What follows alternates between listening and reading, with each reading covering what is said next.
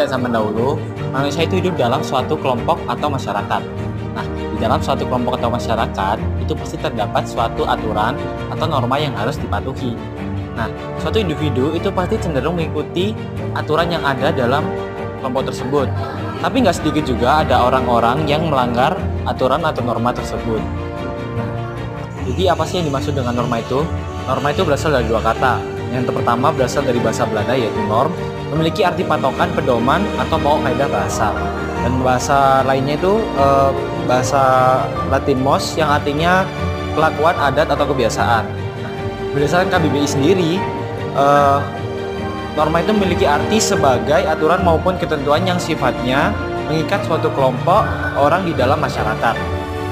Norma sendiri itu memiliki beberapa ciri ya. Yang pertama itu berlaku umum. Jadi norma itu berlaku secara umum bagi seluruh anggotanya tanpa pengecualian.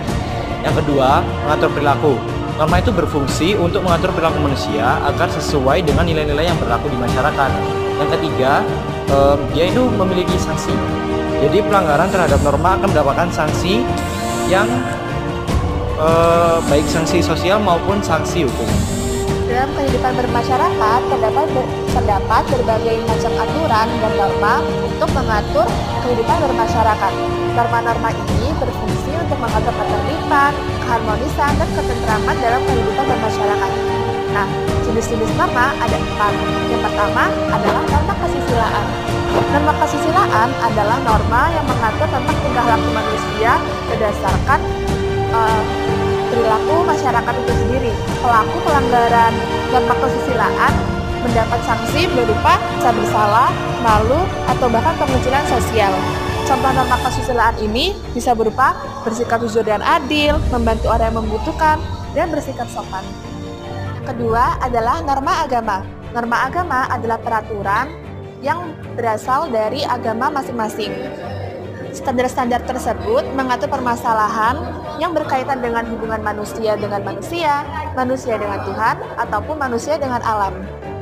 Pelanggaran terhadap norma agama mendapat hukuman berupa hukuman dosa, penyiksaan, ataupun neraka.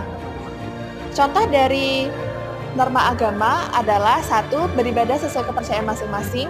Yang kedua adalah saling menghargai antara manusia satu dengan lain sesuai aturan agama masing-masing. Dan yang ketiga adalah menaati aturan agama masing-masing. Yang ketiga adalah norma kesopanan. Norma kesopanan adalah aturan atau kaidah yang bersumber dari pergaulan sehari-hari masyarakat. Norma ini mengatur hal-hal yang bersifat sopan dan santun. Pelanggaran terhadap norma kesopanan biasanya mendapatkan sanksi berupa pencemoohan, teguran, atau bahkan pengucilan. Nah, contoh dari norma kesopanan adalah berpakaian sopan, berbicara yang sopan, dan menghormati orang yang lebih tua ataupun sesama. Terakhir, nomor 4 adalah norma hukum. Norma hukum adalah peraturan atau standar yang dibuat oleh negara dan sifatnya adalah mengikat seluruh warga negara di negara tersebut. Standar-standar ini mengatur hal-hal yang berkaitan dengan ketertiban, kepentingan umum seperti keamanan dan keadilan. Pelanggaran terhadap norma ini biasanya diberi sanksi berupa penjara, denda, bahkan hukuman mati jika pelanggarannya berat. Dan contoh norma hukum adalah 1. Mematuhi peraturan dan dalam berlalu lintas. Yang kedua adalah tidak boleh mencuri. Yang ketiga adalah melakukan tindakan kekerasan.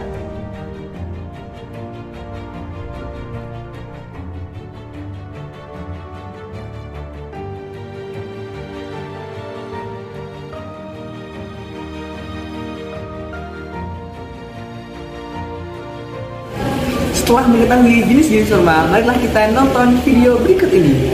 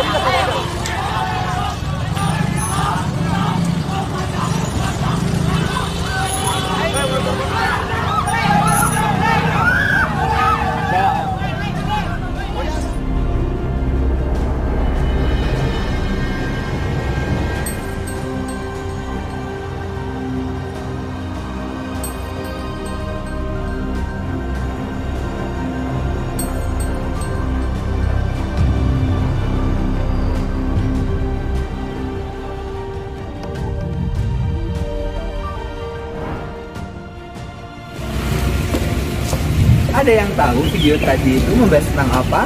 Ya, benar sekali. Video tadi membahas tentang tawuran. Tawuran merupakan istilah yang banyak digunakan untuk menggambarkan konflik fisik ataupun konflik verbal yang terjadi antara dua ataupun lebih kelompok. Terus apa sih tawuran pelajar itu? Tawuran pelajar merupakan tawuran yang dilakukan oleh golongan remaja ataupun golongan pelajar seperti kita. Dan juga tawuran pelajar seringkali melibatkan di tempat umum seperti di jalan, di taman, ataupun bahkan bisa di sekolah. Dan juga tawuran ini seringkali menggunakan senjata tajam, kerusuhan, dan juga kekerasan. Selanjutnya ada jenis-jenis tawuran. Tawuran dapat digolongkan menjadi 3 jenis. Yang pertama, berdasarkan pelakunya, yaitu tawuran yang dilakukan oleh pelajar dan tawuran yang dilakukan oleh kelompok.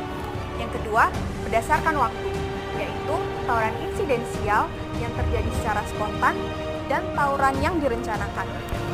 Dan yang ketiga, berdasarkan tujuannya, yaitu tawuran yang dilakukan untuk unjuk kekuatan dan tawuran yang dilakukan untuk balas dendam. Nah, kita tadi telah mengetahui tentang jenis-jenis tawuran. Lalu, apa aja sih faktor penyebab dari tawuran ini? Nah, tawuran ini merupakan salah satu bentuk dari penyimpangan sosial atau nilai sosial. Menurut Wilnes di dalam bukunya, yakni Punishment and Reform, mengatakan bahwasanya penyimpangan norma atau nilai sosial ini dibagi menjadi 2, yakni secara subjektif dan yang kedua secara objektif. Yang pertama secara subjektif atau internal, yakni suatu faktor yang dipengaruhi oleh diri kita sendiri atau bawaan dari lahir. Contohnya sifat malu, sifat penyayang, sifat kemasian. Yang kedua yakni secara subjektif atau eksternal, yakni faktor yang disebabkan oleh lingkungan kita sendiri, seperti hubungan orang tua, hubungan dengan teman, hubungan dengan kelompok, dan masih banyak lagi. Tawuran memiliki beberapa dampak negatif baik bagi individu maupun masyarakat. Yang pertama adalah trauma fisik. Tawuran seringkali menimbulkan cedera baik berupa luka sayatan, memar, patah tulang maupun cedera serius lainnya. Yang kedua adalah kematian. Dalam beberapa kasus, tawuran dapat mengakibatkan kematian baik pelaku maupun orang yang tidak bersangkutan. Yang ketiga adalah gangguan psikologis. Pelaku dan saksi tawuran seringkali mengalami dampak psikologis seperti stres, kecemasan, depresi, karena ingatan-ingatan pada saat tawuran itu terjadi. Yang keempat adalah menyebabkan rasa ketidaknyamanan pada masyarakat, di mana masyarakat merasa terganggu dan tidak aman pada lingkungannya. Yang kelima adalah dampak negatif bagi generasi muda, di mana generasi muda tersebut adalah remaja-remaja yang masih memiliki pemikiran labil dan mudah dipengaruhi. Jadi, seperti yang sudah dijelaskan sebelumnya, tawuran memiliki dampak yang sangat negatif, bukan? Jadi, oleh karena itu, tawuran dapat dicegah oleh beberapa upaya. Upaya-upaya tersebut dapat dilakukan oleh beberapa pihak, seperti pihak dari sekolah maupun universitas, pihak pemerintah, pihak masyarakat, dan yang paling penting adalah pihak keluarga atau orang tua. Upaya yang dapat dilakukan oleh pihak sekolah maupun universitas dapat berupa memberikan pelajaran mengenai pendidikan Pancasila atau kewarganegaraan terhadap mahasiswa atau peserta didik.